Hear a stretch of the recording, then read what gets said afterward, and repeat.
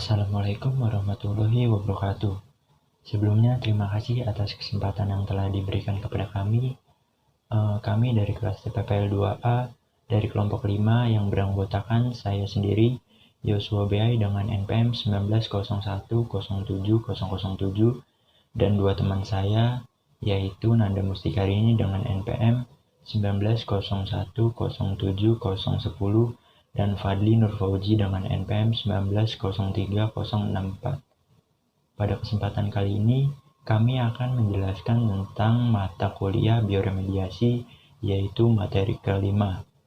Terima kasih juga kepada Bapak Otto Prasadi, SPI MSI, selaku dosen pengampu mata kuliah bioremediasi. Langsung saja kita masuk kepada materi yang kelima, yaitu aplikasi bioremediasi di Indonesia. Aplikasi bioremediasi di Indonesia. Yang pertama, dasar peraturan terkait lingkungan dan bioremediasi. Yang kedua, bioremediasi di PT Chevron Pacific Indonesia. Dan yang ketiga, upaya tindak lanjut. Di Indonesia, regulasi tentang bioremediasi tertuang dalam Keputusan Menteri Lingkungan Hidup LH nomor 128 tahun 2003, yaitu tentang tata cara dan persyaratan teknis pengolahan limbah minyak bumi dan tanah terkontaminasi oleh minyak bumi secara biologis. Secara detail, komponen ini mengatur tentang yang pertama, izin yang harus diajukan oleh pemilik limbah. Yang kedua, rancangan bangunan yang disyaratkan untuk suatu instalasi pengolahan. Yang ketiga, persyaratan kondisi limbah sebelum diolah. Yang keempat, monitoring selama biodegradasi. Yang kelima, persyaratan relokasi tanah setelah pengolahan meliputi pemeriksaan, relokasi, dan pemantauan.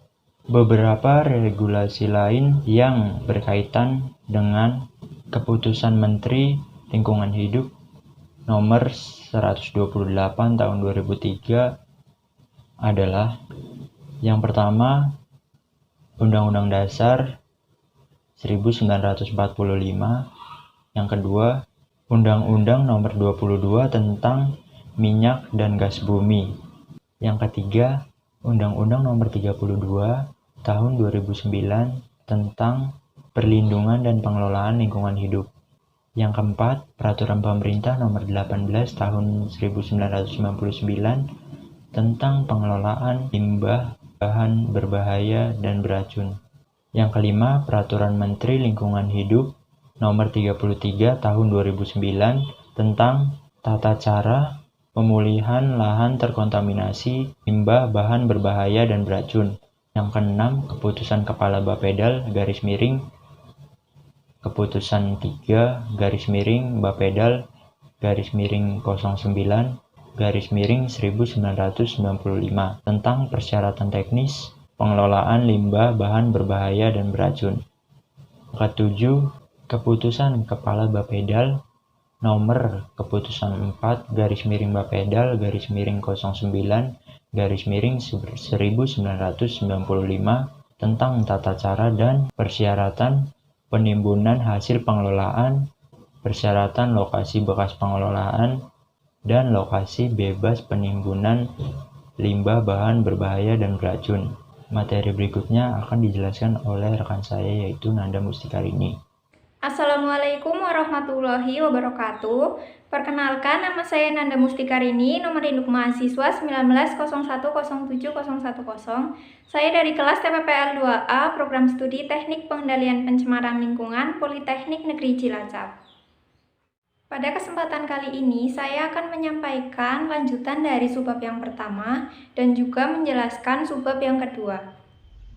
Lanjutan materi dari subbab yang pertama yaitu pemahaman aspek teori tentang konsep bioremediasi berkaitan dengan Keputusan Menteri Lingkungan Hidup nomor 128 tahun 2003 dan urayanya sebagai berikut.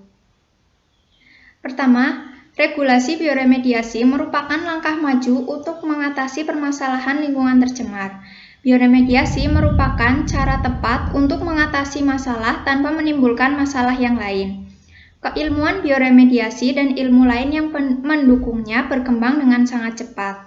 Perubahan detail aplikasi, mikroorganisme yang berperan, alat analisis, dan lain-lainnya dimungkinkan untuk terjadi dalam rangka mempercepat laju pemulihan. Teknik bioremediasi bersifat site-spesifik, artinya teknik bioremediasi tertentu mungkin saja baik apabila diterapkan di suatu tempat, akan tetapi belum tentu baik jika diterapkan di tempat lain. Kemudian yang kedua, perizinan pengelolaan limbah minyak secara biologis mengacu pada Peraturan Pemerintah Nomor 18 Tahun 1999. Pengelolaan limbah dapat dilakukan sendiri atau diserahkan pekerjaannya ke usaha lain untuk melakukan pengolahan. Artinya, pengelolaan limbah ini dapat dilakukan oleh industri itu sendiri atau bisa juga diserahkan ke pihak ketiga. Proses pengolahan limbah minyak bumi sifatnya khusus. Oleh karenanya, badan usaha yang bergerak dalam pengolahannya pun harus memiliki sertifikat kelayakan untuk mengoperasikan proses pengolahan. Sertifikasi ini bisa didapat dengan melalui ahli-ahli bioremediasi atau forum bioremediasi yang kemudian disahkan atau diterbitkan oleh kementerian yang terkait. Sertifikat ini sebaiknya juga memiliki jangka waktu dan dapat diperbaharui apabila waktu yang sudah ditetapkan itu sudah habis. Kemudian subbab yang kedua yaitu bioremediasi di PT Chevron Pacific Indonesia. PT Chevron Pacific Indonesia atau CPI merupakan perusahaan minyak asing terbesar di Indonesia. Dulu CPI bernama PT Caltex yang merupakan anak perusahaan dari Chevron dan Texaco. Perubahan nama ini terjadi pada tahun 2005 dengan alasan atas dasar perubahan kepemilikan saham. Nah, luas cakupan dari PT CPI di Indonesia ini meliputi 4 provinsi yaitu Riau, Jambi, Sumatera Utara, dan juga Aceh. Sebagai industri yang mengelola dalam bidang migas, tentu saja menghasilkan limbah yang dapat mengkontaminasi lingkungan, baik itu dari proses eksploitasi dan pemurnian yang dilakukan. Nah, PT Chevron Pacific Indonesia memiliki tanggung jawab untuk melakukan pemulihan terhadap lahan yang terkena kontaminasi, sebagaimana tertuang dalam Undang-Undang Nomor 32 Tahun 2009. Teknik bioremediasi yang dilakukan oleh CPI adalah land farming secara ex situ. Land farming adalah sistem pengolahan tanah dengan mengandalkan mikroba aerobik sebagai agen pengurainya. Kemudian, tanah yang terkontaminasi diangkut, dipisahkan dan diolah atau dipulihkan di tempat lain. Ini merupakan pengertian dari ex situ itu sendiri. Jadi, tanah yang terkontaminasi itu dipulihkan di tempat lain dan bukan di tempat asalnya. Kemudian, monitoring proses bioremediasi dilakukan setiap 2 minggu sampai 8 bulan, seperti yang dipersyaratkan dalam Keputusan Menteri Lingkungan Hidup Nomor 128 Tahun 2003. Mereka juga melanjutkan monitoring tanah hasil olahan atau TPH atau total petroleum hidrokarbon kurang dari 1%. Setiap 6 bulan selama 2 tahun. Jadi, monitoring dilakukan selama 4 kali dalam jangka waktu 2 tahun. Tujuannya yaitu untuk mempertegas bahwa tanah hasil olahannya aman dan tidak berbahaya jika dikembalikan lagi ke lingkungan. Kemudian hasil pengerjaan bioremediasi dilaporkan kepada Kementerian Lingkungan Hidup dan pada akhirnya akan mendapatkan surat status penyelesaian lahan terkontaminasi atau disingkat SSPLT. Dan untuk mengoperasikan proses pemulihan secara bioremediasi ini, PT CPI mempekerjakan tidak kurang dari 100 tenaga ahli, peneliti, serta teknisi dengan didukung oleh laboratorium yang telah terakreditasi. Demikian yang dapat saya sampaikan. Apabila terdapat banyak kekurangan, saya mohon maaf. Sekian dan terima kasih. Assalamualaikum warahmatullahi wabarakatuh. Perkenalkan, nama saya Fadlun Nur Fauzi. Saya dari kelas TPPL 2A.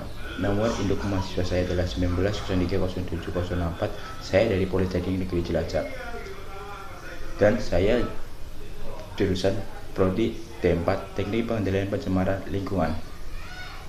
Di sini saya akan menjelaskan aplikasi bioremediasi di Indonesia, yang dimana saya menjelaskan upaya tindak lanjuti. Berkaitan dengan uraian aplikasi bioremediasi di Indonesia, beberapa upaya tindak lanjut perlu mendapatkan perhatian dan perilaku yang serius. Upaya tindak lanjut didasari oleh suatu kenyataan bahwa lingkungan tercemar harus dipulihkan dengan metode yang benar, jauh dari hasil yang menyimpang dan berbicara murah. Peraturan terutama berkaitan dengan Kemen LH 128 tahun 2003 perlu dikaji ulang untuk mempertajam substansi proses pengolahan, metode analisis, dan memperkecil dampak negatif akhir hasil pengolahan. Sebagai lembaga pemerintah yang bertanggung jawab atas regulasi ini, maka pelaksanaan regulasi tersebut harus didukung oleh sumber daya manusia yang memiliki dasar keilmuan bioremediasi yang cukup, berintegrasi moral tinggi, cakap, jujur, dan bertanggung jawab. Objek target pencemaran perlu diperluas tidak hanya untuk minyak mentah, namun untuk jenis pencemaran lain seperti PUP, POP, berklorinasi, zat berwarna, dan lain-lain. Next, upaya pemulihan lingkungan tercemar yang dilimpahkan ke pihak ketiga perlu dilaksanakan kajian yang mendalam. Meskipun bioremediasi terlihat sangat mudah dan sederhana, namun dalam keilmuan bioremediasi sangat multidisiplin: mikrobiologis, ilmu lingkungan, ilmu tanah, kimia analisis, geologis, dan arsitektur. Setiap bidang keilmuan tersebut harus terdistribusi di dalam personalia pihak ketiga. Lebih lanjut dari itu, mereka harus memiliki spesifikasi bidang pekerjaan bioremediasi yang telah teruji dan memiliki sertifikat. Presentasi kelompok kami, kurang lebihnya mohon maaf atas kesalahan dan pengucapan yang kami sampaikan. Wassalamualaikum warahmatullahi wabarakatuh.